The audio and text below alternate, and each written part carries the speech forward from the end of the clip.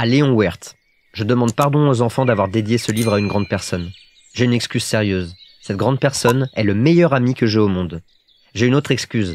Cette grande personne peut tout comprendre, même les livres pour enfants. J'ai une troisième excuse. Cette grande personne habite la France, où elle a faim et froid. Elle a bien besoin d'être consolée. Si toutes ces excuses ne suffisent pas, je veux bien dédier ce livre à l'enfant qu'a été autrefois cette grande personne. Toutes les grandes personnes ont d'abord été des enfants, mais peu d'entre elles s'en souviennent.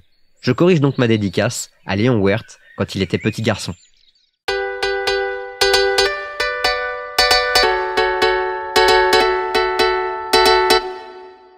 Le Petit Prince d'Antoine de Saint-Exupéry. Premier chapitre. Lorsque j'avais 6 ans, j'ai vu, une fois, une magnifique image dans un livre sur la forêt vierge qui s'appelait « Histoire vécue ». Ça représentait un serpent boa qui avalait un fauve. Voilà la copie du dessin. On disait dans le livre « Les serpents boa avalent leur proie tout entière sans la mâcher. Ensuite, ils ne peuvent plus bouger et ils dorment pendant les 6 mois de leur digestion. » J'ai alors beaucoup réfléchi sur les sujets de la jungle et, à mon tour, j'ai réussi, avec un crayon de couleur, à tracer mon premier dessin. Mon dessin numéro 1. Il était comme ça. J'ai montré mon chef-d'œuvre aux grandes personnes et je leur ai demandé si mon dessin leur faisait peur. Elles m'ont répondu « Pourquoi un chapeau ferait-il peur ?» Mon dessin ne représentait pas un chapeau, il représentait un serpent boa qui digérait un éléphant. J'ai alors dessiné l'intérieur du serpent boa afin que les grandes personnes puissent comprendre. Elles ont toujours besoin d'explications. Mon dessin numéro 2 était comme ça.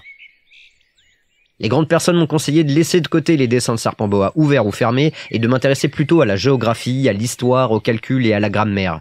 C'est ainsi que j'ai abandonné, à l'âge de 6 ans, une magnifique carrière de peintre. J'avais été découragé par l'insuccès de mon dessin numéro 1 et de mon dessin numéro 2. Les grandes personnes ne comprennent jamais rien toutes seules, et c'est fatigant pour les enfants de toujours leur donner des explications. J'ai donc dû choisir un autre métier, et j'ai appris à piloter des avions. J'ai volé un peu partout dans le monde, et la géographie, c'est exact, m'a beaucoup servi. Je savais reconnaître du premier coup d'œil la Chine de l'Arizona. C'est très utile si l'on est égaré pendant la nuit. J'ai ainsi eu, au cours de ma vie, des tas de contacts avec des tas de gens sérieux.